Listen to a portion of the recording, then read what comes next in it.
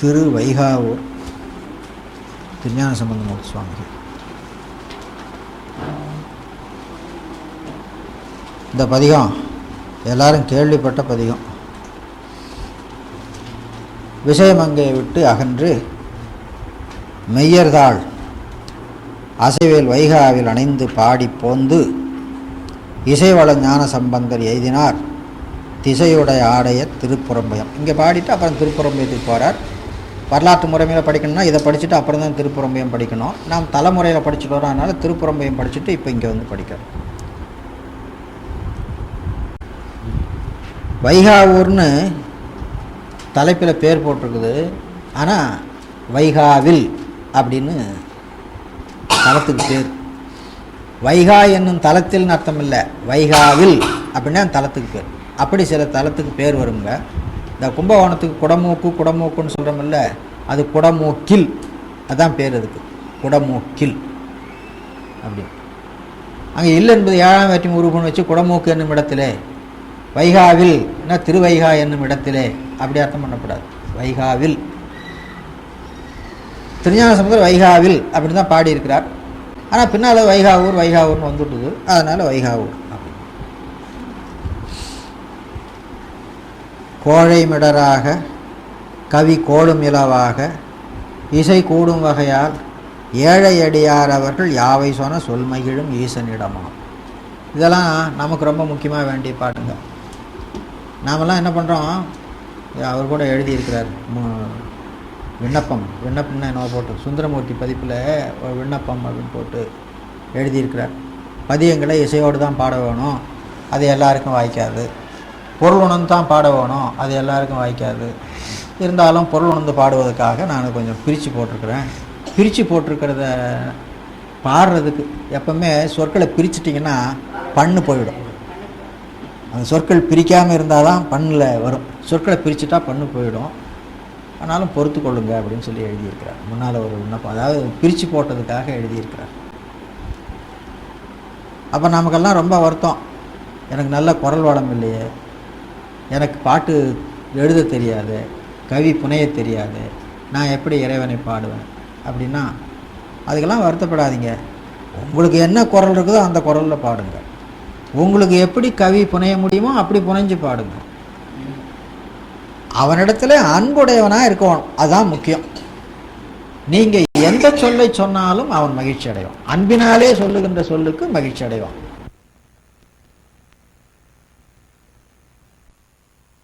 அப்படின்னு கல்லெறிந்தார். இவன் அவருடைய யோகத்தை கலைக்க வேண்டும் அப்படின்னு பூவெறிந்தார்.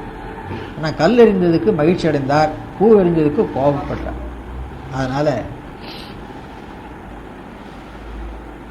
அது மாதிரி சண்டேச நாயனார் மழுவினாரே தந்தையின் தாளை வெட்டினார். ரொம்ப சந்தோஷப்பட்டார் இறைவன். மன்மதன் அம்புகளை எய்தான், ரொம்ப இனிமையான வில்லில் வச்சு எய்தான். கரும்பு வில் இல்லையா, அதனால சொல்றதுண்டு, கரும்பு பிடித்தார் காயப்பட்டார், இரும்பு பிடித்தார் இன்புறப்பட்டார் அப்படின்னு. கரும்பு பிடித்தார் என்பது மன்மதனை, காயப்பட்டார் என்பது அவனை நெற்றிக்கண்ணால் காய்ந்தது.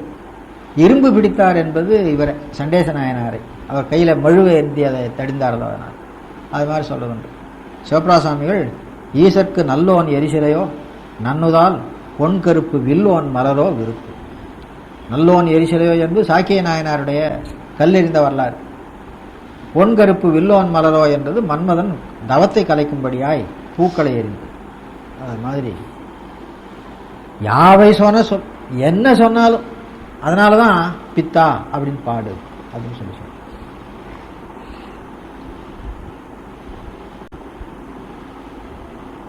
சிவபிராசாமிகள் இதை மனசில் வச்சுக்கிட்டு சொல்கிறாரு, உலகத்தில் மனுஷங்களை போனால் புகழ்ந்து பாடினா தான் ஏதாவது கொடுப்பானுவோ, அதுலேயும் சில பேர் புகழ்ந்து பாடினாலும் கூட கொடுக்க மாட்டானுவோ. அவங்கள புகழ்ந்து பாடி என்னுடைய புலமையெல்லாம் வீணாக போகுது. பழித்தாலும் நீ அருள் செய்வாய் என்பது நான் இவ்வளோ நாளாக தெரிஞ்சுக்கலையே, தெரிஞ்சிருந்தா உன்னை பழித்தாவது பாடி அருள் பெற்றிருப்பேனே அப்படின்னு சொல்கிறேன்.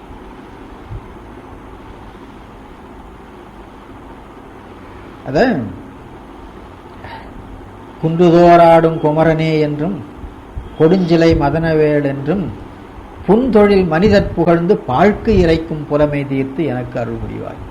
நான் புலமை உடையவனாக இருந்தேன், புலமையின் காரணமாக பாட்டு பாடினேன், மனுஷங்களை புகழ்ந்து பாட வேண்டியதாக போச்சு. மனுஷங்களை புகழ்ந்து பாடினா மனுஷங்கிட்ட புகழுக்கு உண்டான காரணமே இருக்காத. நிச்சயமா இருக்காத காரணத்தை இருக்கிறதா வச்சு பொய் சொல்லி பாடணும். எப்படி பாடணும்? ஆஹா முருகப்பெருமானே நீதான் ஐயா. சிலப்பதிகாரத்தில் கோவலன் அப்படித்தானே ஏற்றினானுங்க. கண்ணால காணக்கூடிய முருகன், முருகன் முருகன் புராணத்தில் சொல்லுவாங்க. அவன் நம்ம கண்ணால பார்க்க முடியாது, கண்ணால காணக்கூடிய முருகன் அவனை புகழ்ந்தாங்க. புகழணும்னா இப்படிதான் பண்ணி ஆகணும். சுந்தரமூர்த்தி சாமி அப்படித்தானே பாடினாரு. கொடுக்கிலாதனை பாரியே என்று கூறினும் கொடுப்பாரி, மிடுக்கிலாதனை விஷயனே வீமனே விரல் விஷயனே வில்லுக்கு இவன் என்று இப்படியெல்லாம் புகழ்ந்து பாடும். அப்படி அதெல்லாம் பாழ்க்கு இறைக்கும் புலமை. அது சொல்லிட்டு இன்னொரு பக்கத்தில் ஒரு பாட்டு பாடினார். அதுதான் பாரெல்லாம் இகழும் இகழ்ச்சியும் புகழ்ச்சி பயன் என உணர்ந்து நாள்தோறும் ஆரூரனார் அவையின் இகழ்ந்த சொல் துதியின் உவக்கும் நின் பதம் தொழ அருளாய். ஆரூரர் பாடினது இகழ்ந்த சொல்லு, ஆனா அது துதியாக பாடினது. அதனால அவர் ரெண்டையும் சேர்த்து நாள்தோறும் ஆரூரனார் அவையின் இகழ்ந்த சொல் துதியின் உவக்கும் நின் பதம் தொழ அருளாய். அங்கதான் பாரெல்லாம் இகழும் இகழ்ச்சியும் புகழ்ச்சி பயன் என்று கருத்து. இகழ்ச்சியும் கூட புகழ்ச்சியாய் ஏற்றுக்கொள்பவன் அல்லவா நீ அப்படின்னு சொல்லி. எனவே ஏழை அடியார் அவர்கள், ஏழை என்பது இந்த இடத்துல அன்புடைமை அப்படிங்கிற அர்த்தம். ஏழை என்பதுக்கு அறிவின்மைன்னு ஒரு பொருள், செல்வ வளமின்மை என்று ஒரு பொருள். இந்த இடத்துல மனம் நைந்த அன்பு அதை உடையவர்கள் ஏழை அடியார். ஏழை அடியார் அவர்கள் யாவை சொன்ன என்ன சொல்ல சொல்லி புகழ்ந்தார்களோ அதற்கு நீ மகிழ்வாய். யாவை சொன்ன சொன்மைகளும் ஈசனிடம். கோழை மிடராக, மிடரு கோழையினால் அடைக்கப்பட்டு வார்த்தை சரியா வரல, பாட்டு சரியா வரல, பரவாயில்ல, கோழை மிடராக. கவி கோளும் இலவாக, பாடுகிற கவி பொருள்கோள் இல்லாததாகவும் கூட இருக்கலாம். கோள் என்பது பொருள்கோளை உணர்த்திட்டு. கவி கோளும் இலவாக, கோள் என்பது பொருள்கோள், பொருளை கொண்ட கவியாக இல்லாத இருந்தாலும் கூட இசை கூடும் வகையால் உங்களால எப்படி முடியுமோ அப்படி பாடுங்க. இசை கூடும் வகையால் என்பதுக்கு இசை பொருந்தும் வகையால்னு சொல்லிடுவாங்க. இசை பொருந்தும் வகைன்னு இவனுக்கு தான் மிடரு கோழையா இருக்குது, கவியில் பொருள்கோள் இல்லை, அப்புறம் எப்படி இவன் இசை பொருந்த பாட முடியும்? அப்படி பாட முடியாது. ஆனால் இசை கூடும் வகையால் உன்னால எவ்வளவு முடியுமோ அவ்வளவு பாடும். இசை கூடும் வகையால் ஏழை அடியார் அவர் யாவை சொன்ன சொல்மைகளும் ஈசனிடம். இப்போ நமக்காகவே பாடின பாட்டு, நமக்கெல்லாம் தேவாரம் பாட வராது. அதனால பயப்பட வேண்டாம். நமக்கு பாடுறதுக்கு வரலையே, இசை தெரியாதே, பண்ணு தெரியாதே, தாளம் தெரியாதே, அதெல்லாம் வேண்டாம். அதெல்லாம் அதில் வல்லவர்கள் இசையோடு பண்ணோடு பாடிட்டு போட்டோம். நாம நம்மளால எவ்வளோ முடியுமோ அவ்வளோ பாடுவோம். அடுத்த 2 வரி ஒரு அழகான வருணனைங்க. தாழை இளநீர், தாழை என்பது தென்னைக்கு பேர் இந்த இடத்துல. தாழை இளநீர் முதிய காய் கமுகின் வீழ, ஒரு சோலை, அதில் உயரமாக தென்னை மரம் இருக்குது, அதை ஒட்டினாவில் கமுக மரம் இருக்குது. தென்னை மரம் உயரம், கமுக மரம் அதன் கீழே இருக்குது. தென்னையினுடைய இளநீரும் முதிய காயும் இற்று அந்த கமுகின் மேலே விழுது. தாழை இளநீர் முதிய காய் கமுகின் வீழ, அந்த கமுகு நல்ல கொலை தள்ளி இருக்குது, பாக்கு கொலை, அதை சிதறுகிறது இந்த இளநீரும் முதிய காயும். நிறை தாறு சிதறி, அந்த கமுக மரத்தின் கீழே வாழை மரம் இருந்தது, அதுவும் நல்ல கொலை தள்ளி முதிர்ந்து கனிந்து இருக்குது. வாழை உதிர் வீழ்கனிகள், இந்த கொலையிலேயே பழுத்தது, நம்ம வாங்கி வச்சு புகை போட்டு பழுக்க வச்சதில்லை, அது கொலையிலேயே பழுத்துருக்கு, அதில் விழுந்தது, அதுவும் சிதறிச்சு. எல்லாம் சிதறினா கீழே எப்படி இருக்கும்? இளநீர் ஓடி இருக்கும், முற்றின காய் ஓடி இருக்கும், கமுகஞ்சாறு ஓடி இருக்கும், வாழை நல்ல கனிந்த வாழை ஓடி இருக்கும், ஒரே சேரு மாதிரி இருக்கும். அது சொல்றார், வாழை உதிர் வீழ்கனிகள் ஊறி வயல் சேறு செய்யும் வைகாவில். வைகாவில், வைகாவில் என்னும் தலத்தில், வைகாவில் என்னும் தலம் இத்தகையது அப்படின்னு அர்த்தம். இது ஒரு அருமையான வர்ணனை. 7ஆம் நூற்றாண்டில் இதை பாடியிருக்கிறார்.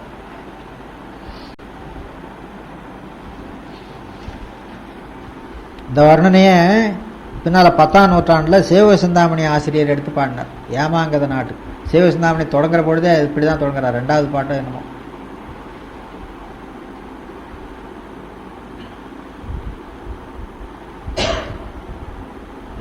சிகேஎஸ் எழுதினார்.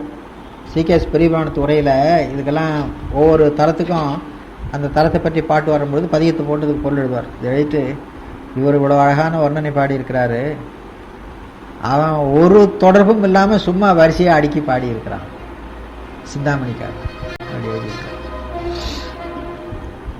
அடுத்த பாட்டு போகிறோம். இது நல்ல வர்ணனைங்க. வயல் நல்ல வளமுடையதாக இருக்கணும், நல்ல நீரினாலே வளமுடையதாக இருக்கணும். இளநீர் தெங்கின் நீருக்கு மேல் நல்ல நீர் எதுங்க, அதுவும் கூட கமுகஞ்சாரும் வாழைக்கனியின் சாரும் சேர்ந்தா எவ்வளோ அழகாக இருக்கும் அப்படி சொல்லி காட்டியிருக்க.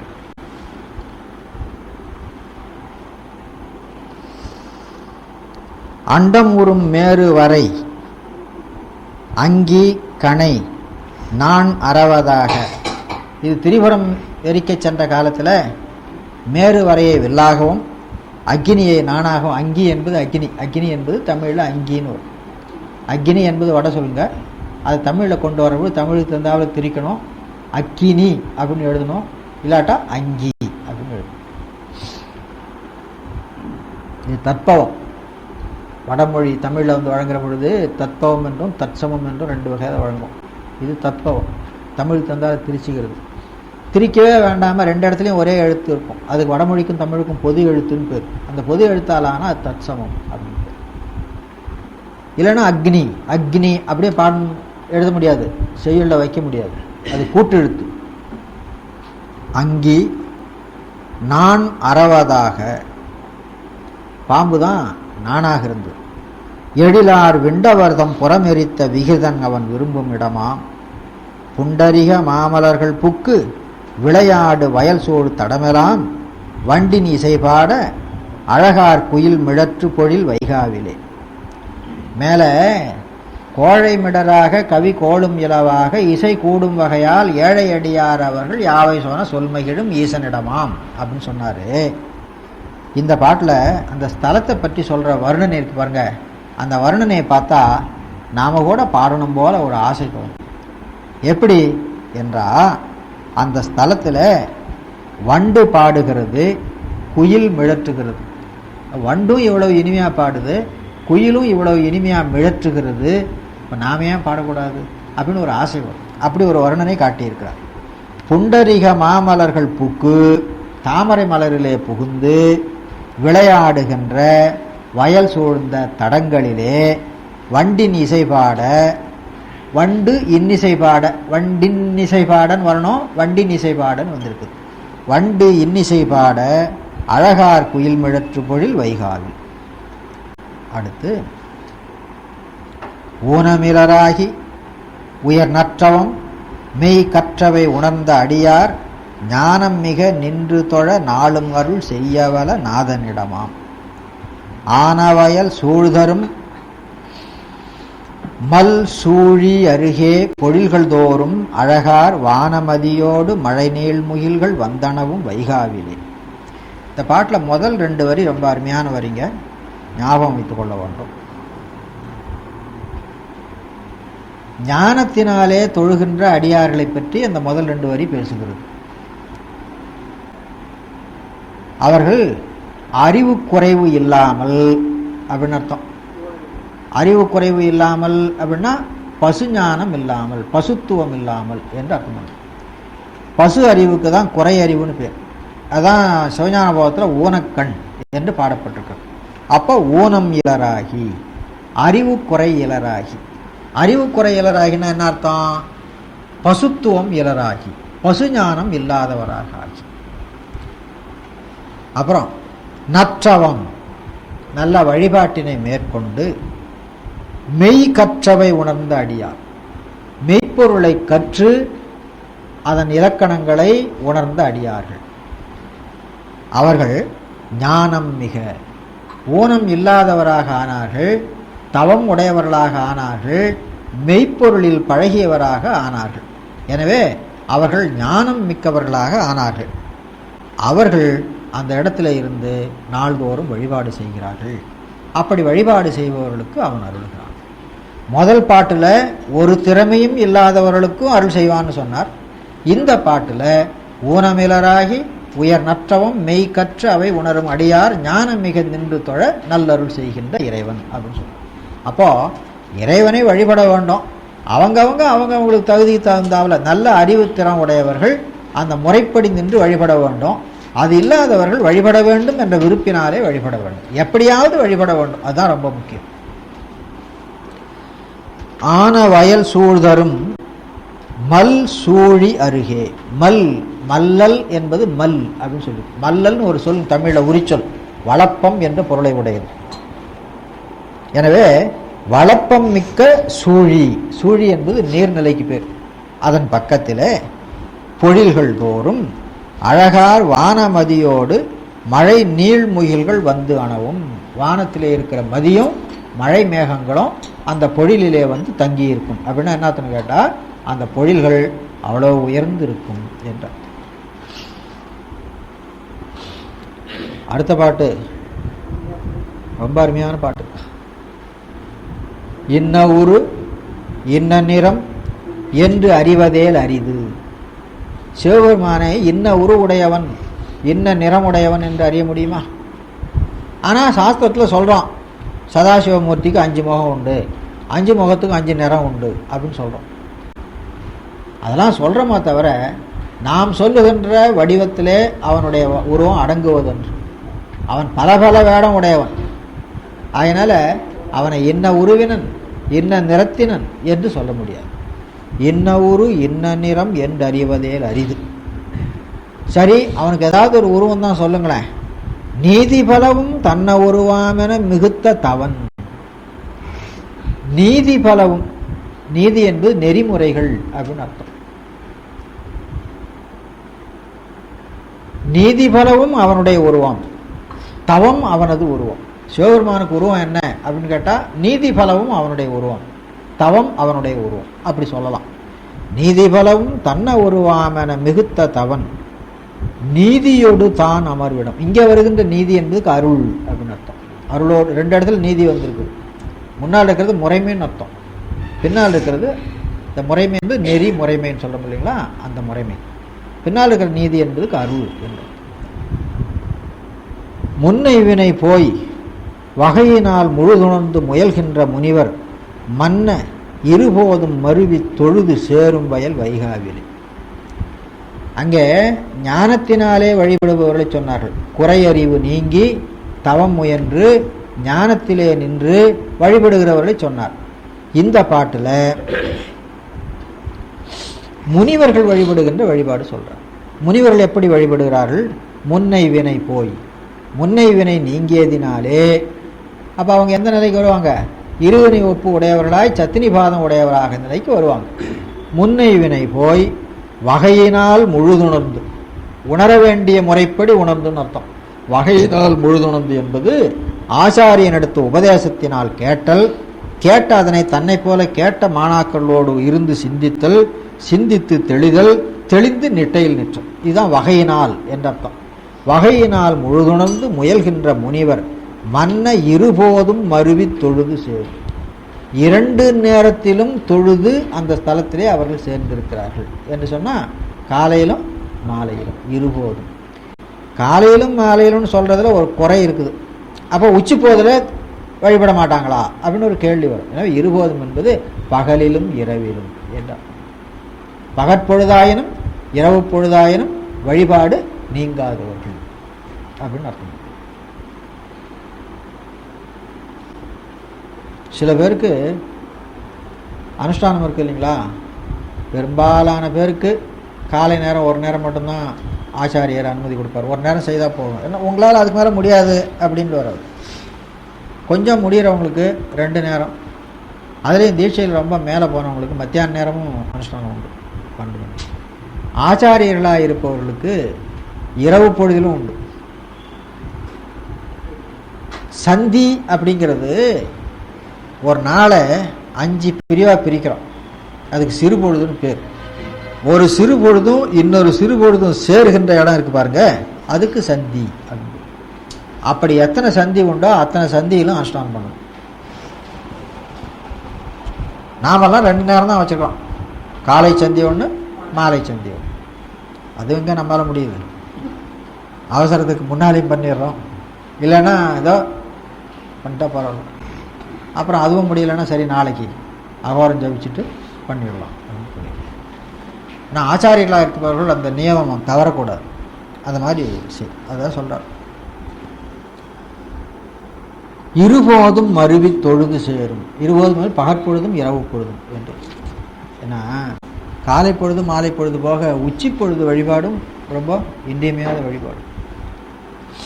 அடுத்து வேதமோடு வேள்வி பலவாயின மிகுத்து விதி 6 சமயம் ஓதியும் உணர்ந்தும் உள தேவர் தொழ நின்றருள் செய் ஒருவனிடமா. இந்த பாட்டு ரொம்ப அருமையான பாட்டு. அருமையான பாட்டுங்கிறது கருத்து என்னன்னா, நம் சாஸ்திரத்தில் என்னென்ன செய்திகளை தெரிந்து கொள்ள வேண்டுமோ அதில் சில செய்திகள் அங்கங்கே இருக்கிறது. அதில் இந்த பாட்டில் ஒரு செய்தி இருக்குது, அது பாருங்க. வேதமோடு வேள்வி பல ஆயின மிகுத்து, வேதம் மிக ஓதி வேள்வி மிக செய்து விதி 6 சமயம் ஓதியும் உணர்ந்தும் உள தேவர். இங்கே தேவர் என்று அந்தணர்களை குறிக்கிறது. அந்தணர்களுக்கு பூசுரர் அப்படின்னு ஒரு பேர் இல்லையா? பூசுரர்னா என்ன அர்த்தம்? பூமியிலே வாழ்கின்ற தேவர்கள் அர்த்தம். சுரர்னா தேவர்கள் அர்த்தம். பூசுரர் அப்படின்னா பூமியிலே வாழ்கின்ற தேவர்கள். எனவே இங்கே தேவர் என்பது அந்தணர்களை குறித்தது. அந்தணர்கள் அங்கே எப்படி இருக்கிறார்கள் என்றால், வேதம் உணர்ந்திருக்கிறார்கள், வேள்வி செய்திருக்கிறார்கள், 6 சமய பொருளை ஓதி இருக்கிறார்கள், உணர்ந்திருக்கிறார்கள். இதில் வேதம் ஓதினார்கள் என்பது பற்றி நமக்கு ஒன்றும் அக்கறை இல்லை, வேள்வி செய்தார்கள் என்பது பற்றி நமக்கு அக்கறை இல்லை. ஏன்னா நாம் 2 பேரும் அதை செய்ய போகிறது கிடையாது. வேதம் ஓத போகிறதும் இல்லை, வேள்வி செய்ய போகிறதும் இல்லை. விதியால் 6 சமய நூலை ஓத வேண்டும், உணர வேண்டும். அதுதான் இங்கே நாம் முக்கியமாக எடுத்துக்கொள்ள வேண்டியது. 6 சமய நூலை ஓதுதல்னா என்ன, உணர்தல்னா என்ன? முதல்ல 6 சமயம்னா என்ன அப்படின்னு தெரிஞ்சு கொள்ள வேண்டும். பலமுறை பேசியிருக்கிறது தான். 6 சமயம் அப்படிங்கிற வழக்கு காப்பிய காலத்திலிருந்து நம்ம நாட்டில் வழங்கி வருது. மணிமேகலையில் 6 சமயம் பேசப்படுது. முதல்ல சமயம் என்பதுக்கு பொருள் தெரிஞ்சுக்கோணுமே. சமயம் அப்படிங்கிறது வழிபாட்டு நெறியோடு கூடிய கொள்கை. மதம் என்பது கொள்கை.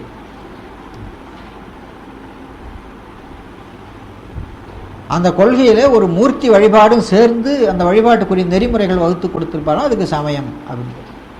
சில இடத்துல மதம் சமயம் ரெண்டும் ஒன்றுக்கு ஒன்று மாற்றி மாற்றி வழங்கிக்குவாங்க.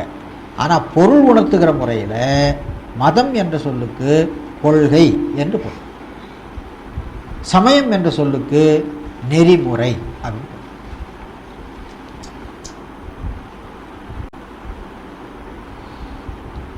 6 சமயம் அப்படிங்கிறது இப்போ ஒரு 6 சமயம் இருக்குது. நேற்று எங்கள் வீட்டுக்கு மக்கள் தொகை கணக்கெடுப்புக்கு வந்தாங்க. அதுக்கு முன்னால் அவங்க வருவாங்க அப்படிங்கிறதுக்கு பத்திரிகைகளெல்லாம் போட்டிருந்தான். அதில் உங்கள் சமயம் என்னான்னு கேட்பாங்க, அதில் நீங்கள் எதை சொல்லணும் அப்படின்னு சொல்லி.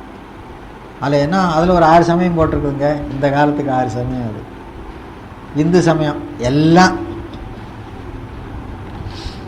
அப்புறம் கிறிஸ்தவ சமயம், இஸ்லாமிய சமயம், சீக்கிய சமயம். சீக்கிய சமயம் ஒரு சமயம் தனியாக கொடுத்துருக்காங்க. கொஞ்ச நாள் இன்னும் போராடி அந்த உரிமையை அவங்க வாங்கியிருக்கிறாங்க. ஆமாம், சீக்கிய சமயம் தனி ஒரு சமயம் அப்படின்னு சொல்லி அவங்கெல்லாம் போராடி வாங்கியிருக்கிறாங்க. சீக்கிய சமயம், அப்புறம் சமணம், பௌத்தம். இதுதான் இப்போதைக்கு 6 சமயம். இப்போ நம்ம இந்தியாவில் 6 சமயம் என்ன அப்படின்னு கேட்டால், இந்து சமயம், சமண சமயம், பௌத்த சமயம், சீக்கிய சமயம், இஸ்லாமிய சமயம், கிறிஸ்தவ சமயம். இதுதான் 6 சமயம். இப்போ இது எதுக்கு சொல்கிறேன்னா, இது மாதிரி ஒவ்வொரு காலத்தில் இப்படி மாறி மாறி வழங்கிட்டு வருது. இந்த காலத்தில் இதெல்லாம் சேர்த்து 6 சமயம்னு வச்சுட்டாங்க. இதில் தான் ஏதாவது ஒன்று. அதில் ஒரு அன்பர் சொல்லியிருக்கிறார், நான் திராவிட மதத்தை சேர்ந்தவன். எப்படியோ ஒரு மதம் ஒன்று இருக்குதுன்னு ஒத்துக்கிட்டார். அது வரைக்கும் சந்தோஷம். அது இல்லைன்னு சொல்லிட்டு இருந்தவங்க தானே. திராவிட மதம்னு ஒன்று இருக்குது, நான் திராவிட மதத்தை சேர்ந்தவன். அது பத்திரிகையில் தனியாக ஒரு விசேஷமான செய்தியாக போட்டிருந்தாங்க. அதனால் சொல்கிறேன். கடலூரில் யாரோ ஒரு எம்எல்ஏவான், அவரை போய் உங்கள் மதம் என்னன்னு கேட்டாங்களாம். இதுக்கு எல்லாத்துக்கும் பழைய மதம் திராவிட மதம், நான் அதை சேர்ந்தவன், ஏன்னா நான் திராவிட மதத்தை சேர்ந்தவன் அப்படின்னு பதில் சொன்னாராம். இந்த 6 மதத்தில் ஏதாவது ஒன்று சொன்னால் நம்பர் போட்டுக்கலாம். இந்த 6க்கும் வருஷம் இருக்கு. திராவிட மதம்னு ஒன்று அந்த பட்டியலில் இல்லை. அப்போ பட்டியலில் இல்லாத மதத்தினுடைய பேரையோ சமயத்தினுடைய பேரையோ சொன்னால் அதை அந்த பேரையே அப்படியே எழுதிக்கணுமா. அதில் அவன் அந்த மக்கள் தொகை கணக்கெடுப்பு படிவத்தில் திராவிட மதம்னு எழுதிட்டு போயிட்டான். அது போட்டோம்.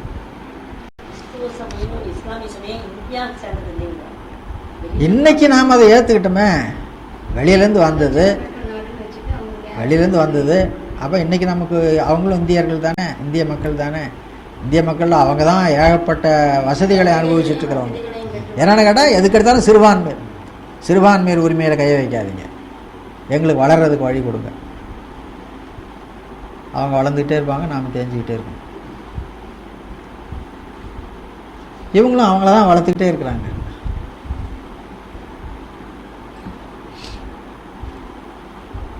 ஆறு சமயம் என்பது சிவபரம்பொருளை முதற்கடவுளாக ஏற்றுக்கொள்ளப்பட்ட 6 சமயம்தான். அதுதான் 6 சமயம் சொல்லணும். இப்போ இருக்கிற 6 சமயம் இதுக்கு முன்னால் ஒரு 6 சமயம் வந்தது. அதுதான் சைவம், வைணவம், கணாபத்தியம், கௌமாரம், சாக்தம், சௌரம் அப்படின்னு. அந்த 6 சமயமும் நமக்கு 6 சமயம் இல்லை. அதெல்லாம் வேதாந்திகளுக்கு, ஏகான்மவாதிகளுக்கு. அவன் தத்துவ ஞானம் பேசுகிற பொழுது ஏகான்மவாதம் பேசுவான். வழிபாடு செய்கிற பொழுது நீ எந்த மூர்த்தியை ஆசைப்படுறியோ அந்த மூர்த்தியை வச்சு வழிபட்டுக்கோ, அதுக்கு பேர் வச்சுக்கோ. இப்போ கணாபத்தியம் என்பது ஒரு சமயம், கணபதி உருவத்தை வச்சு வழிபடுவது. அதுக்குன்ற ஒரு வழிபாட்டு நெறி, மந்திரம், அது இதெல்லாம் வச்சுருப்பாங்க. அவங்களுக்கு மதம் என்னன்னு கேட்டால் ஏகான்மவாதம். தத்துவ ஞானத்தை மதம் என்று சொல்லுவோம், வழிபாட்டு நெறியை சமயம் என்று சொல்லுவோம். இதுதான் மதத்துக்கும் சமயத்துக்கும் வேறுபாடு.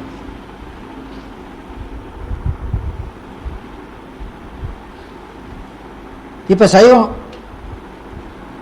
மதமா சமயமா? சைவ சமயம்னு தான் சொல்லிட்டு இருக்கோம். வழிபாட்டு நெறியில் சிவபரம்பொருளை வழிபடுவதனாலே சைவ சமயம். ஆனால் இதுக்கு என்ன தத்துவ ஞானம் அப்படின்னு கேட்டால் சுத்த அத்வைதம் இதுக்கு தத்துவ ஞானம். நம்ம சைவ சித்தாந்தத்துக்கு சுத்தாத்வைத சைவ சித்தாந்தம் அப்படின்னு தான் பேர்.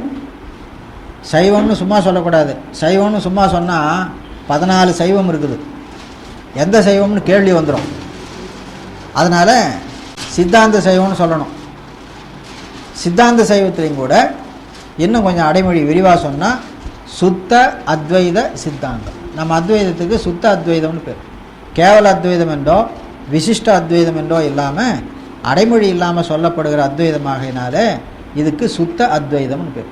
அப்போது நமக்கு தத்துவ ஞானம் மதம் என்பது சுத்த அத்வைதம், சமய நெறி என்பது சைவ சமயம்.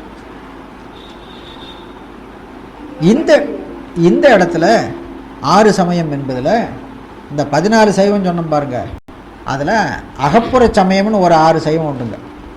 அது காளாமுகம், பாசுபதம் என்று எண்ணப்படும். அந்த 6 சமயமும் நம்ம சைவம் இல்லை. ஆனால் அவர்களும் சிவபெருமானை தான் வழிபடுகிறார்கள். அவர்களும் சைவ சமயத்துக்குரிய அடையாளங்களாகிய திருநீறு, உருத்திராக்கம் முதலியவற்றை தான் கொண்டிருக்கிறார்கள். ஏன் அவங்கள நம்ம சைவம் இல்லைன்னு சொல்கிறது அப்படின்னு கேட்டால், அவங்க சிவாகமங்களோடு வேறு சில நூல்களையும் பிரமாண நூல்களாக கொள்ளுகிறார்கள். சிவாகமத்தை மட்டுமே பிரமாணமாக கொள்ளுபவன் தான் சைவ சமயம். வேதத்தை பிரமாணமாக கொள்ளுவதில்லையா என்று கேட்டால், வேதம் பொது, சிவாகமம் சிறப்பு. சிவாகமத்துக்கு தகுந்தாப்புல தான் வேதத்துக்கு அர்த்தம் பண்ணணுமே தவிர வேதத்துக்கு தகுந்தாப்புல சிவாகமத்துக்கு அர்த்தம் பண்ணக்கூடாது. அதனால சிவாகமங்களை மட்டுமே பிரமாண நூலாக ஏற்றுக்கொண்ட அகச்சமயம் இருக்கு பாருங்க, அந்த சமயத்தை தான் 6 சமயம் என்று தோற்றத்தில் வருகின்ற இடங்கள்லாம் எடுத்துக்கொள்ள வேண்டும். ஏனென்று கேட்டால், நம்ம சமய ஆச்சாரியர்கள் ஆகம நெறியில் வந்த சைவ நெறியிலே நின்றவர்கள், அதிலே இறைவனுக்கு பாட்டு பாடினவர்கள். ஆகினால் இங்கே 6 சமயம் என்று வர்றதெல்லாம் அதுதான் எடுத்துக்குவோம். சரி, 6 சமயம் ஓதியும் அதுக்கு மேலே உணர்ந்தும், 6 சமயம் ஓதியம் என்பது பொதுவாக 6 வகையான சமயத்தையும், 6 வகையான சமயம் என்பது பாடாணவாதம், பேதவாதம், சிவசங்கிராந்தவாதம், சிவசமவாதம், ஈஸ்வர அவிகாரவாதம், நிமித்த காரண பரிணாமவாதம். இந்த ஆறும் சங்கற்ப நிராகரணம் என்ற நூலில் சொல்லப்பட்டிருக்கிறது. சைவ சித்தாந்த சாஸ்திரத்தில் சங்கற்ப நிராகரணம் என்பது ரொம்ப அருமையான நூல். அந்த நூலை கற்று தெளிந்தாதான் சைவ சித்தாந்தத்திலே ஏற்படுகின்ற சந்தேகங்களுக்கெல்லாம் பதில் கிடைக்கும். அப்போ தான் சைவ சித்தாந்தத்தில் தெளிவும் உறுதியும் உடையவர்களாக நம்மளால் நிற்க முடியும். அவ்வளோ அருமையான நூல் அது. கொஞ்சம் கடுமையான நூலும் கூட. அந்த 6 சமயங்கள் பொதுவாக ஓதுவது. அப்புறம் உணர்வது என்று சொல்லுகிற பொழுது இந்த 6 சமயத்திலும் சொல்லப்பட்ட பொது இலக்கணம், சிறப்பிலக்கணம், முத்தி இலக்கணம் ஆகியவற்றை ஆராய்ந்து பார்த்து இவற்றில் சொன்ன இலக்கணங்கள் அல்ல, சித்தாந்த சைவத்தில் சொன்னது தான் இலக்கணம் என்று இதில் நிற்கணும். அதுக்கு தான் உணர்தல்னு பேர். இப்போ ஓதுதல் வேற, உணர்தல் வேற. ஓதுதல் என்பது பொது வகையாக 6ஐயும் அறிவது. உணர்தல் என்பது இந்த 6ம் அல்லாது, இந்த 6லும் சொல்லுகின்ற பொது இலக்கணம் சிறப்பிலக்கணம் அல்லாமல் இவற்றின் வேறாகிய பொது இலக்கணம் சிறப்பிலக்கணம், இந்த 6லும் சொன்ன முத்தி இலக்கணம் அல்லாத இவற்றின் வேறாகிய முத்தி இலக்கணத்தை தெளிவது. அதுக்கு தான் உணர்ந்து. அப்படி உணர்ந்து நின்றார்கள் இல்லையா, அந்த தேவர்கள் வழிபட்ட இடம். இப்போ ஒரு விஷயம் இங்கே நாம் ஞாபகப்படுத்தி கொள்வோம். நாமெல்லாம் இப்போ என்ன நினைக்கிறோம், பிராமண பார்ப்பனன் அப்படின்னா அவன் பெரும்பாலும் அத்வைதியாக தான் இருப்பான் அப்படின்னு நாம் நினைக்கிறோம். சங்கர மதத்தை சேர்ந்தவனாக தான் இருப்பான் அப்படின்னு நினைக்கிறோம். இவர் காலத்தில் இருந்த அந்தணர்கள் எப்படி இருந்திருக்கிறாங்க? வேதம் ஓதி இருக்கிறார்கள், வேள்வி செய்திருக்கிறார்கள், 6 சமய பொருளை பொதுவாய் ஓதி இருக்கிறார்கள், உணர்ந்து இருக்கிறார்கள். அவர்கள் இங்கே வழிபடுகிறார்கள். இந்த மாதிரி பிராமணர்களுக்கு மகா சைவர் அப்படின்னு பேர். அதாவது அத்வைத பிராமணன் இப்போ சொல்கிறோமில்ல, அந்த மரபில் வந்து சைவ சித்தாந்தத்திலே ஈடுபட்டு அதிலே நிற்பானானால், சைவ சித்தாந்தம் சொல்லுகின்ற வழியை ஏற்றுக்கொண்டு நிற்பானானா அவனுக்கு மகா சைவன் அப்படின்னு. திருஞான சம்பந்தர் காலத்தில் பிராமணர்களில் பெரும்பாலான பேர், ஏன் திருஞான சம்பந்தரே அப்படி தானே, திருஞான சம்பந்தர் அந்த வகையை சேர்ந்தவர் தான். ஆனால் அவர் சைவ சித்தாந்த நெறியிலே நின்றவர். அதுதான் திருஞான சம்பந்தருக்கு ஒரு குறையும் கூட. திருஞான சம்பந்தர் சைவ சித்தாந்த நெறியில் நின்றுட்டாரேங்கிறதுக்காக பிராமணர்களும் கைவிட்டாங்க. நாமெல்லாம் இவர் பிராமணர், இவர் வேண்டாம், பிராமண சாமியார் நமக்கு வேண்டாம், நம்ம வேளாள சாமியார் இருக்கிறார் திருநாவுக்கரசு நாயனார், அவரை பிடிச்சிக்குவோம் அப்படின்னு திருநாவுக்கரசருக்கு கொடுக்குற ஏற்றத்தை திருஞான சம்பந்தருக்கு கொடுக்கறது இல்லை. அப்படி ஒரு நிலைமை ஒரு காலத்தில் இருந்ததுங்க. இப்போ அந்த வேறுபாடுகள்லாம் இல்லை, பொதுவாக சமய ஆச்சாரியர்கள்ங்கிறது வந்துட்டுது. ஒரு காலத்தில் அந்த உணர்வு கொஞ்சம் இருந்தது. அப்புறம் அவங்களும் நாங்கள் ஒன்றும் திருஞான சம்பந்தரை வேண்டாம்னு சொல்லலையே அப்படின்னு சொல்லிட்டு அந்த திருஞான சம்பந்தர் அவதார ஸ்தலம்னு ஏதோ ஒரு வீட்டை எடுத்து சங்கர மடத்துக்காரர் ஏதோ பண்ணி வச்சுருக்காங்க. அவங்க வந்து நாங்களும் திருஞான சம்பந்தரை வெறுக்கலைன்னு காட்டுறதுக்காக அப்படி பண்ணிட்டாங்க. ஆனால் திருஞான சம்பந்தர் அந்த வகையில் வந்தவர் தான்.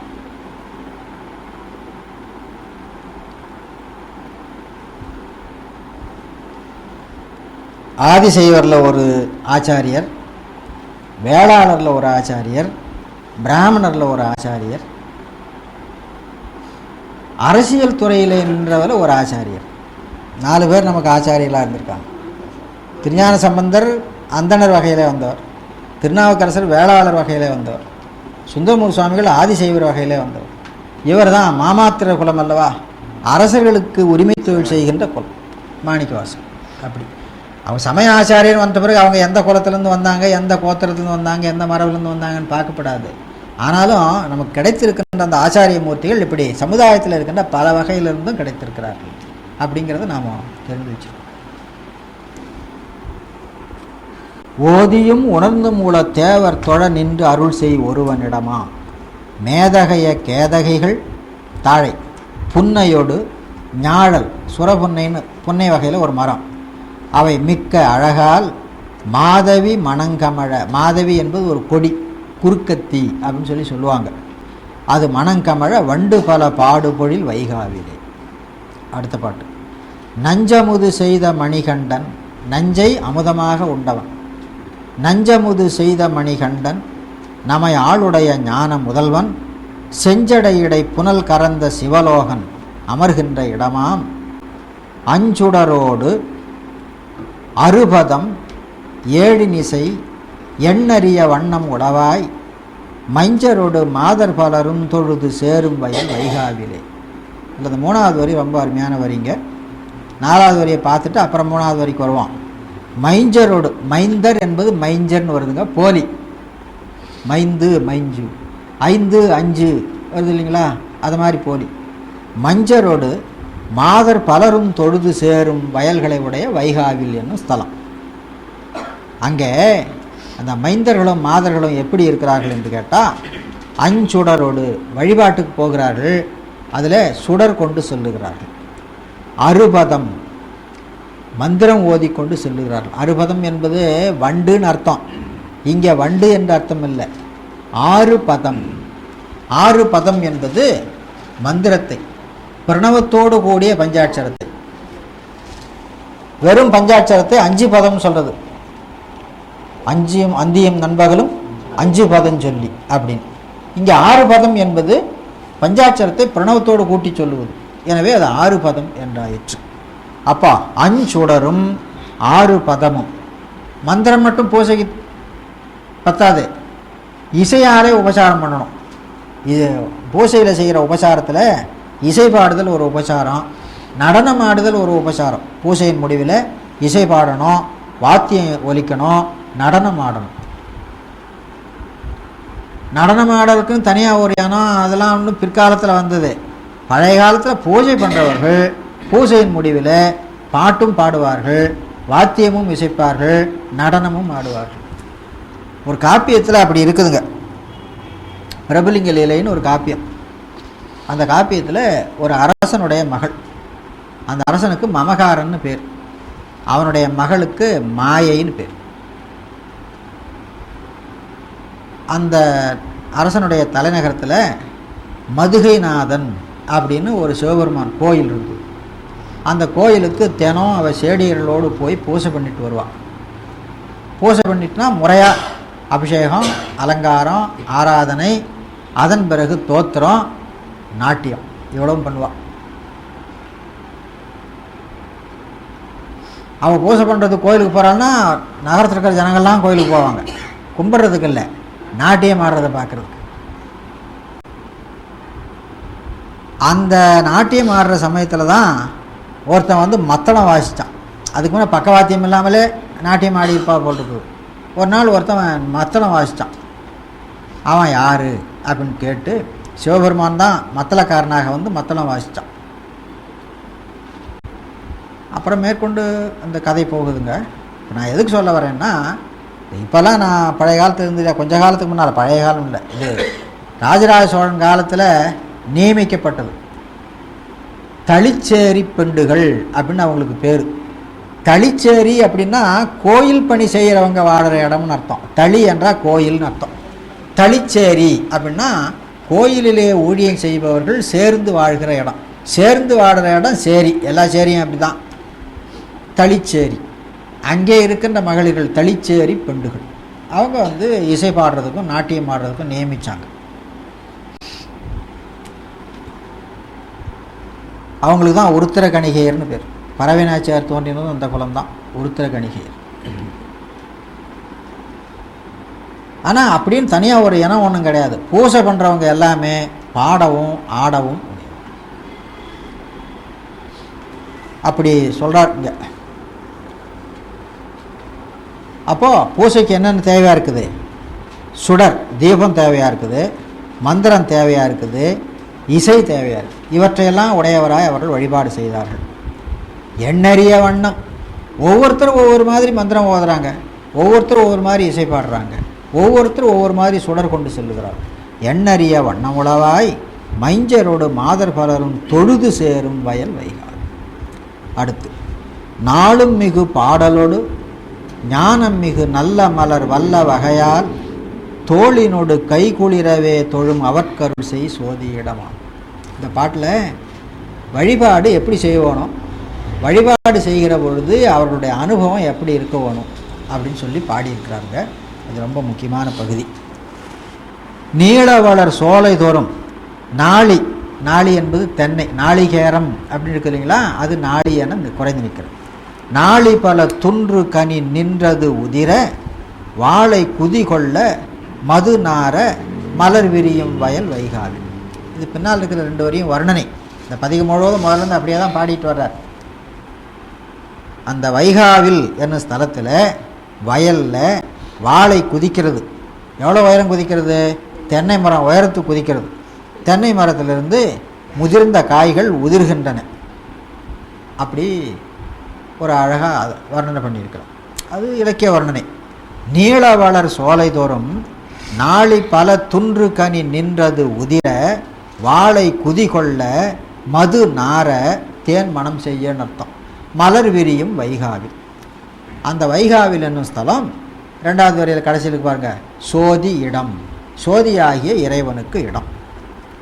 அவன் எத்தகையவன்? தொழுமவர்க்கு அருள் செய்கின்ற சோதி. தொழுபவருக்கு அருள் செய்பவன், வழிபாடு செய்பவருக்கு அருள் செய்பவன். அதெல்லாம் நமக்கு வேண்டாம். இப்போ இந்த தொழுதல் அப்படிங்கிறது எப்படி அப்படின்னா, நல்ல பாட்டு பாடணும், நாளும் மிகு பாடலோடு, அப்புறம் சிவஞானம் கைவரப்பெற்றவர்களாக இருக்க வேணும். ஞானம் மிகு நல்ல மலர், மிக்க நல்ல மலர். நல்ல மலர்னா பூசைக்கு உரியதாக ஆய்ந்து கொண்ட மலர். இறைவன் எந்த மலரை சாத்தினாலும் ஏற்றுக்குவான். அதுக்காக நாம் எந்த மலரை வேணாலும் சாத்தலாம், எப்படி வேணாலும் சாத்தலாம்னு இல்லை. மலரை கொய்து கொண்டு வந்தால் அதில் குற்றமுடைய மலர்களெல்லாம் நீக்கிவிட்டு சுத்தமான மலர்களை எடுத்து தான் பூஜைக்கு வைக்குவோம். இது திரவிய சுத்தின்னு பேர். பஞ்ச சுத்தி இருக்கிறது இல்லையா பூஜையில், அதில் பூஜை பொருள்களை சுத்தம் பண்ணுறது, அதில் இதெல்லாம் சேரும். நல்ல மலர் வல்ல வகையால், இந்த மலரை கொண்டு போய் அவனுக்கு சாத்த வேணும், வல்ல வகையால் சாத்த வேணும். உனக்கு எப்படி எப்படி இந்த மலரை தொடுக்க முடியுமோ அப்படி எப்படி மாலையாக தொடுத்து சாத்துங்க, இண்டையாக தொடுத்து சாத்துங்க, எப்படி சாத்த முடியும்? வல்ல வகையால் சாத்த வேண்டும். அப்படி சாத்துகிற பொழுது தோளும் கையும் குளிர வேண்டும். நல்ல மலர்களை கொண்டு சாத்துகிற பொழுது மலரே குளிர்ச்சி, இவனுக்கு உள்ளத்திலே அன்பு மிகுகிறது, அதுவும் குளிர்ச்சி. அந்த குளிர்ச்சி உடம்பிலே உணரப்படுகிறது. தோளும் கைகளும் குளிரும்படியாய் சாத்தி வழிபட வேண்டும். அப்போது எப்படி வழிபட்டால் இந்த தோளும் கையும் குளிரும்? ஈடுபாட்டோடு வழிபட்டால் குளிரும். அது நாம் தினம் செய்கின்ற கடன்.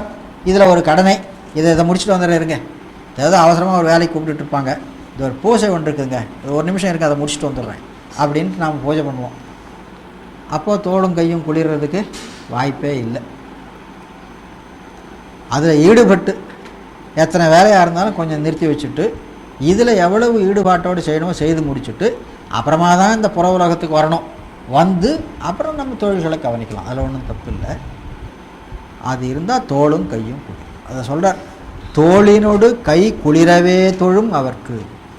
இறைவனுடைய புகழை பாடினால் வாக்கு குளிர்கிறது, இறைவனுக்கு வழிபாடு செய்தால் உடம்பு குளிர்கிறது. அப்படி நமக்கெல்லாம் எங்கே வரப்போகுது? பூஜை பண்ணிட்டு வந்தால் ரொம்ப ஆயாசமாக இருக்குது, கொஞ்ச நேரம் ஓய்வு எடுத்துக்க வேண்டியதாக இருக்குது. தோளினோடு கை குளிரவே தொழும் அவர்க்கு அருள் செய் சோதியிடமா. நீளவளர் சோலைதோறும் நாளி பல துன்று கனி நின்றதுதிர வாழை குதி கொள்ள மது நார மலர் விரியும் வயல் வைகாவிலே. அடுத்து கை இருபதோடு மெய் கலங்கிட விலங்கலை எடுத்த கடியோன். விலங்கல்னா மலை, மலையை எடுத்த கடுமையுடைய ராவணன். ஐயிரு சிரங்களை ஒருங்குடன் நெறித்த அழகன் தன் இடமா. கையின் மலர் கொண்டு நல காலையோடு மாலை கருதி. கையிலே மலரை கொய்து கொண்டு காலையிலும் மாலையிலும் கருதி பலவிதம் வையகமெல்லாம் மருவி நின்று தொழுதேத்தும். பலவிதமாக தொழுதேத்தும், ஒவ்வொருவர் ஒவ்வொரு விதமாக வழிபாடு செய்கிறார். ஏத்தும் எழில் வைகாவில். அந்தம் முதல் ஆதி பெருமான். அந்தம் முதல் ஆதி ஆகிய பெருமான். அந்தம் ஆதி என்பது அப்பப்போ வர்றது, முதல் என்பது இந்த அந்த ஆதிகளுக்கும் எல்லாம் மேலே நிற்கின்றது. அந்தம் ஆதி முதல் 3 சொல்லியிருக்கிறார். அந்தம் ஆதின்னு சொன்னால் சங்கார காரணனே முதற்காரணன்னு சொல்லி அதோட முடிச்சிடலாம். முதல்னு ஒன்று இருக்குது, ஆதி என்பதும் முதல், முதல் என்பதும் முதல். அப்போ அந்த முதலுக்கு என்ன அர்த்தம் பண்ணுறது? முதல் என்பது எப்பொழுதும் இருக்கின்ற சுரூப நிலை. ஆதி என்பது தடத்த நிலைக்கு வந்து பஞ்சகிருத்தியம் செய்வதில் சிருஷ்டியை. அந்தம் என்று சொல்வது அந்த பஞ்சகிருத்தியத்தில் சங்காரத்தை. இந்த சங்காரமும் சிருஷ்டியும் போக இதுக்கு கடந்திருக்குது பாருங்க, அதுக்கு முதல் அப்படின்ட்டு. திருப்பள்ளி எழுச்சியில் முந்திய முதல் நடு இறுதியமானாய் வருது பாருங்க, அதுதான் அது. அந்த முதலாதி பெருமான் அமரர்கோன் அயன் மாலும் இவர்கள் எந்தை பெருமான் இறைவன் என்று தொழ நின்று அருள் செய் ஈசனிடமாம். இந்த அமரர் கோனை அயனும் மாலும் எல்லாம் எந்தை பெருமான் என்று தொழுகிறார். நாம் என்ன பண்ணுறோம்?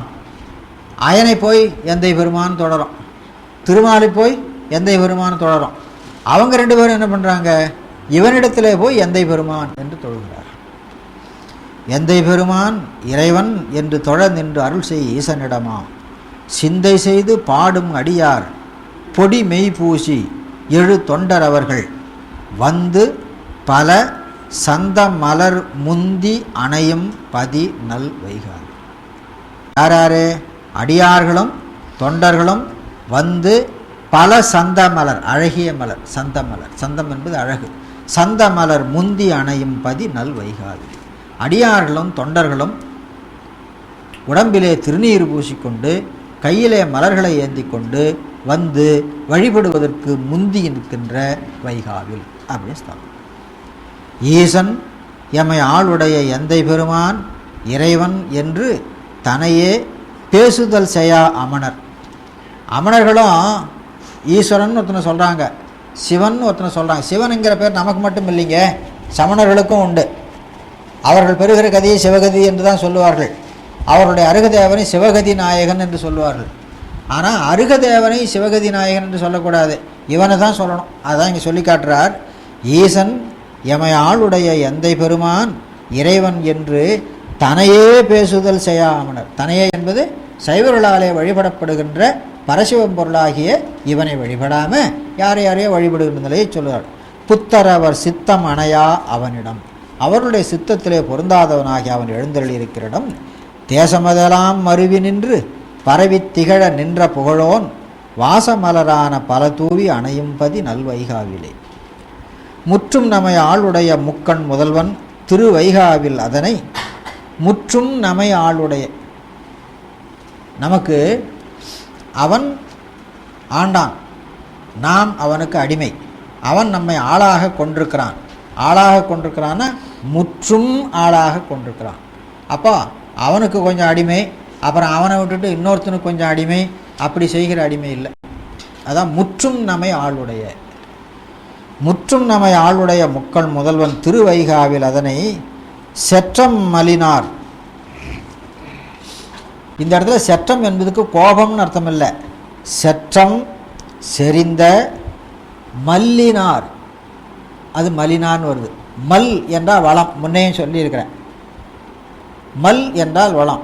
மல்லின் ஆர், வளத்தினாலே பொருந்திய, அது மலினார்னு வந்தது. சாதாரணமாக படிக்கும்போது செற்றம் மலினார்னா கோபம் நிறைந்தவர்கள்னு அர்த்தம் பண்ணிவிடுவோம். அப்படி அர்த்தம் பண்ணப்படாது. செற்றம் என்பது இங்கே செறிவை உணர்த்தது. செறிந்த வளங்களினாலே நிறைந்த என்று அர்த்தம் பண்ணணும். இதை ஏமாற்றி விடும் இந்த இடம். செற்றம் மலினார் சிறபுறத் தலைவன் ஞான சம்பந்தன் உரை செய் உற்ற தமிழ் மாலை ஈரைந்தும் இவை வல்லவர் உருத்திரரென பெற்று.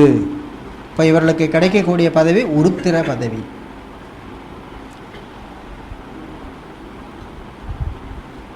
வீரபத்ரன் தட்சயாகத்தை சங்கரிப்பதற்காக தோற்றுவிக்கப்பட்டவன். பத்ரகாளி அவனுக்கு துணையாக தோற்றுவிக்கப்பட்டவன். அவங்க என்ன நோக்கத்துக்காக தோன்றினார்கள்? தட்சயாகத்தை சங்க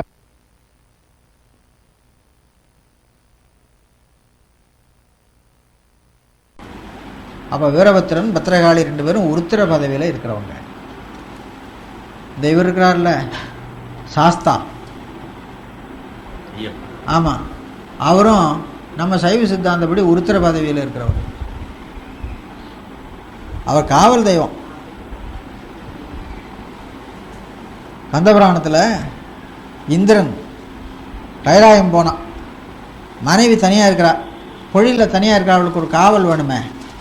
அவள் வருத்தப்பட்டா, நீங்கள் என்னை விட்டு போனீங்கன்னா எனக்கு காவல் யார்? இங்கே அசுரர்கள் சுற்றிட்டு இருக்கிற இடமாச்சு, சாஸ்தா உன்னை காப்பாற்றுவார் அப்படின்னு சொல்லி சாஸ்தாவை காவலாக வச்சுட்டு போனார். சாஸ்தாவுக்கு ஒரு துணையாள், அவருக்கு மகாகாலர்னு பேர். அவர் என்ன பண்ணார்? மகாகாலரை காவல் வச்சார். அந்த மகாகாலர் தான் இந்திரனுடைய மனைவியை பற்றி எடுத்து செல்ல வந்த சூரபதுமனுடைய தங்கை இருக்கிறாள்ல அயமுகி, அவளை கரந்துண்டித்தவர். இது மகா சாஸ்தா படலம், மகா காலர் ஒரு படலம் அப்படிங்கிற 2 படலத்தில் இந்த நிகழ்ச்சி கந்தபுராணத்தில் பேசப்பட்டிருக்கு. இவங்கெல்லாம் உருத்திர பதவியை பெற்றவர்கள். அதான் இங்கே நமக்கும் சொல்லுகிறார். உருத்திரனை பெற்று அமரலோகம் மிக வாழ்வர், பிரியார், அந்த அமரலோகத்தை விட்டு நீங்கி வரமாட்டார்கள், பெரும் புகழுடையவர்களாய் இருப்பார்கள் அப்படின்னு சொல்லி பாடியிருக்கிறார். இந்த இடத்துல ஒரு உரை, இந்த 3ஆம் திருமுறையில் இருக்குது, கந்தசாமி பிள்ளை உரை பண்ணார். இருக்கு அமரலோகம் என்பதுக்கு சிவலோகம்னு அர்த்தம் அப்படின்னு எழுதினார். அதுக்கு காரணம் எழுதினார். அமரலோகம் என்பதுக்கு சிவலோகம்னு எப்படி அர்த்தம் பண்ணுறது அப்படின்னா, அமரன் அப்படின்னா சாவில்லாதவன் அர்த்தம்.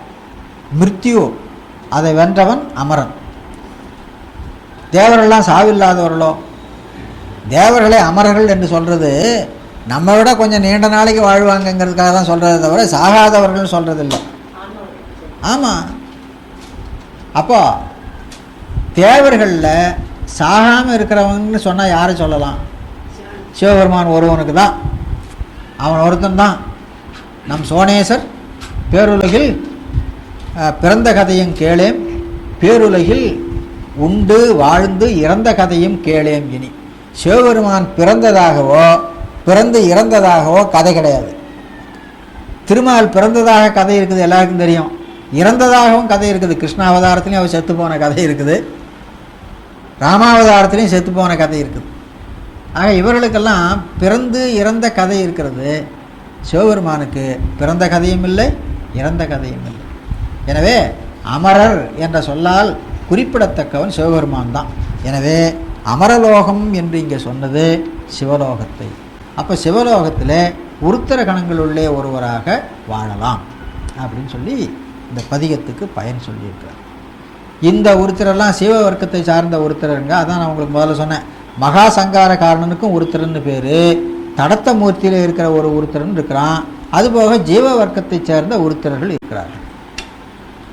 அப்புறம் அவதார மூர்த்திகளாகிய உருத்திரர்கள் இருக்கிறார்கள். புராணத்திலே சொல்லப்படுகின்ற உருத்திரர்களெல்லாம் குணிருத்திரர்களையும் அவதார மூர்த்திகளாகிய உருத்திரர்களையும் என்று கொள்ள வேண்டும். மகா சங்கார கடவுளாகிய உருத்திரனை சொல்லுவதில்லை. அவனையும் இவனையும் ஒன்றா கருதி கொண்டு தான் நாம சிவபெருமான்னு சொன்னால் அவன் யாருன்னு கேட்டால் முத்தொழில் செய்கின்ற கர்த்தாக்களில் இவனும் ஒருவன் அப்படின்னு சொல்லி